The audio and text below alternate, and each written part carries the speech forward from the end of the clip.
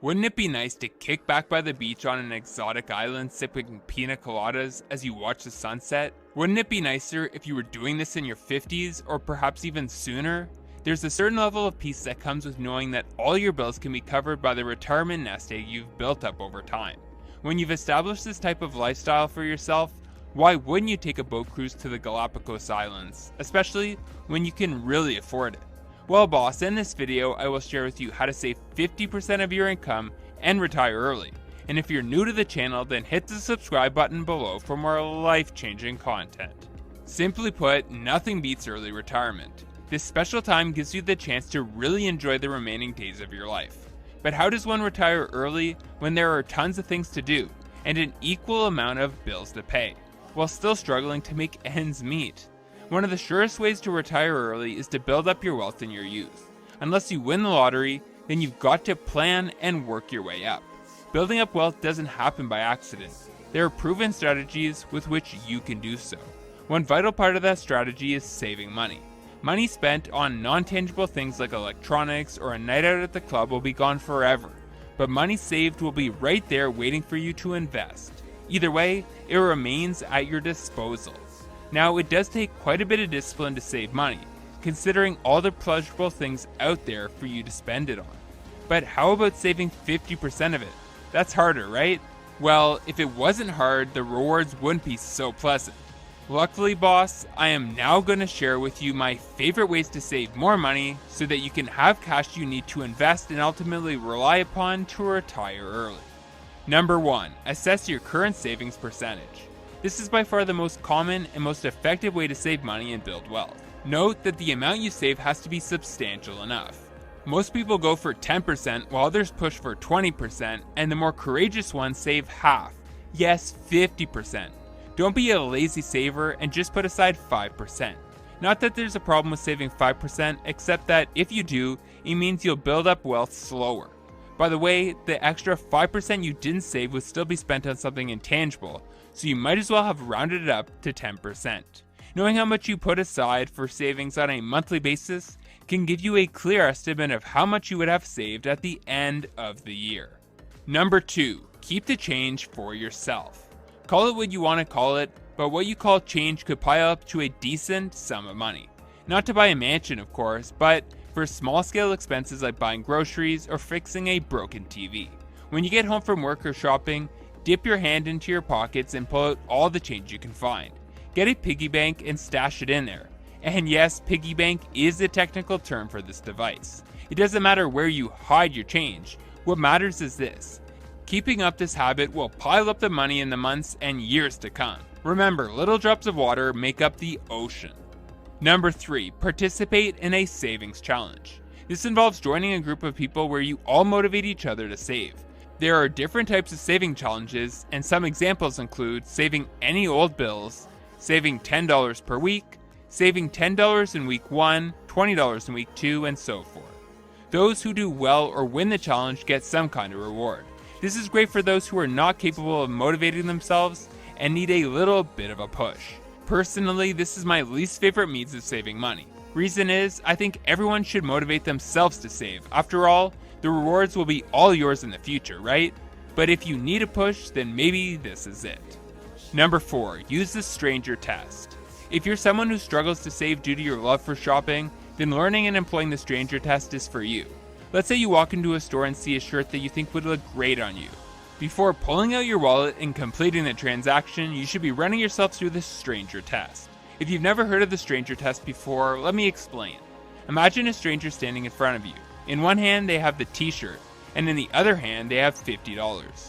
Which would you rather have? In most cases, the cash is probably more appealing. When taking this approach on a regular basis, you will start to see yourself continuously picking the money over the item, which solidifies your position in not splurging and instead keeping that money in hand.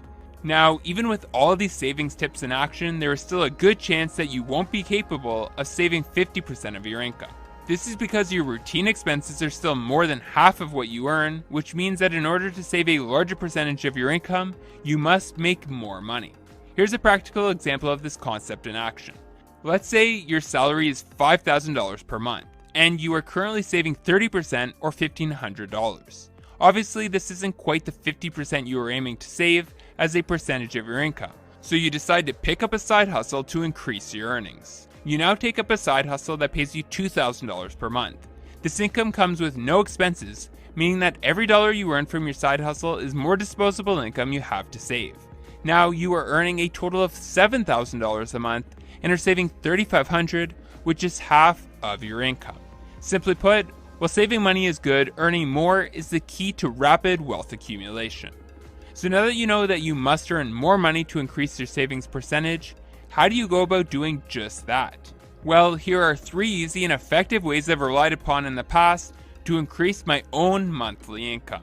Number 1, get a raise or a higher paying job. Asking your employers for a raise is a great way to earn more money and eventually save more. The problem with asking for a raise is that timeliness will play into whether you are successful in this endeavor. You likely can ask for a raise when you're a month into the job, but if you spent at least a year serving your employers and you've proven to be a valuable member of the team, then they will surely consider your request and chances are they will grant it. If they don't, then you have the option of finding a job that pays better. Number 2, start a business or freelance. Starting your own business could also help you generate some extra income. The business may not be a success overnight, but as long as you've got some inflow, then you will have more to save. Combining your current job with running a new business could be tough, but you can plan your way through it. Set up a work schedule and determine how many hours you need to be at work and how many hours you need to spend with your new business. If the nature of your new business doesn't require you to be there all the time, then that's a plus for you. However, I urge you to not quit your day job when you're just getting started with a new business or freelance career. Remember, you're trying to earn more, not less. So give your business time to blossom before you make any hasty job decisions. Number 3, get a second job. The third way you can earn more is by getting a second job. Earning a second salary will mean more income and more money you'll have to save. As with achieving anything good, this will also require a sacrifice, and that sacrifice is the time you spend on your private life. The more you work, the less time you'll have for your book club or family visits or hangouts with friends. But that's a sacrifice you should be willing to make if you want to save more and retire early. Now, you may be wondering why I am harping on having such a high savings rate, and it's because of the correlation between saving and early retirement. You see, financial models exist that can project your expected retirement date based on how much you have. These models operate on the assumption that you are starting with $0 saved, that you can earn between 5 to 9% annually, and will be withdrawing 4% of your savings nest egg every year while in retirement. Someone who wants to retire in 20 years will need to save about 35% of their income every year. However, someone who saves 50% of their annual salary can retire in just 15 years, and for every additional 15 percentage points that are saved, you will reduce your years until retirement by roughly 5 years. Keep in mind that this model doesn't take into consideration any increases in income you may have while working towards early retirement, meaning that if you can earn more, and of course save that money, you can further shorten your time until retirement. If you're 25 years old right now, saving 50% of your income every month sets you up to retire at 40, as long as you don't increase your current standard of living, and if you ask me, retiring at 40 sounds pretty sweet. Now, as I just mentioned, early retirement wouldn't be possible without receiving a return on your saved funds. For you to retire, you must have reached a point where you have stopped working for money, and money is now working for you. So, what investments can help you achieve your goal of an early retirement? Let's take a look at some of them now. Number 1, pensions. Some employers offer pensions that start paying out as soon as you leave the job, or when you get to 59.5 years old. An extra bonus is the continuation of insurance coverage to retirees who are eligible. This is ideal for those who work for employers that offer defined benefit pension plans. Such employers include the police, military, and fire service. This kind of pension can fund your retirement plan partly or in whole. Number 2, U.S. Treasury bonds. This is a great investment for early retirees. The bonds are among the safest you can find, and they offer tax advantages on the state level. U.S. Treasury bonds usually offer low yields, but when mixed with higher risk securities in your portfolio, you can achieve that 5 to 9% you need with these bonds offering a guaranteed return. Number 3, real estate.